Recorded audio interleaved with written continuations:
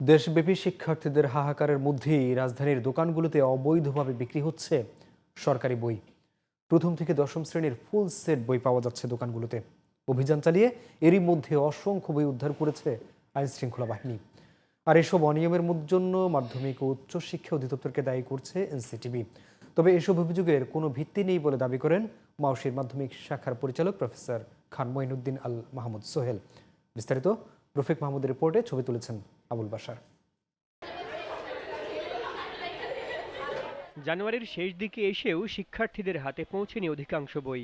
নতুন বইয়ের জন্য চাতক পাখির মতো অপেক্ষায় শিক্ষার্থীরা, অথচ রাজধানীসহ সারা দেশের দোকানগুলোতে চলছে প্রাইমারি ও মাধ্যমিকের বইয়ের রমরমা বাণিজ্য।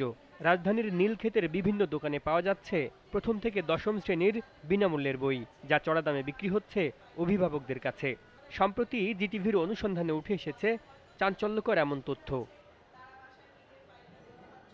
সম্প্রতি বাংলা বাজারে দুটি দোকানে অভিযান চালিয়ে ৫,০০০ বই জব্দ করেছে আইনশৃঙ্খলা বাহিনীর সদস্যরা। এছাড়া বুধবার ওই এলাকার বিভিন্ন গোডাউনে অভিযান চালিয়ে ১০,০০০ বই জব্দ ও দুজনকে আটক করে আইনশৃঙ্খলা বাহিনী। এদিকে বৃহস্পতিবার বিনামূল্যে বিতরণের ৯,০০০ বই কুড়িগ্রাম থেকে ঢাকায় পাচারের সময় শেরপুরে জব্দ করে পুলিশ। স্কুলে বইয়ের জন্য শিক্ষার্থীদের যখন হাহাকার, তখন কিভাবে বাজারে আসছে বই? এমন প্রশ্নের দায় মাধ্যমিক ও উচ্চশিক্ষা অধিদপ্তরের উপর চাপালেন এনসিটিবির চেয়ারম্যান রিয়াজুল হাসান। মাউশির দায় তো এখানে আছে বলেই আমার কাছে প্রতীয়মান হচ্ছে, কারণ জেলা শিক্ষা অফিস যদি সঠিকভাবে এই তথ্য না দেয়, সেটাকে পুনরায় চেক করে দেখাটা খুব জরুরি।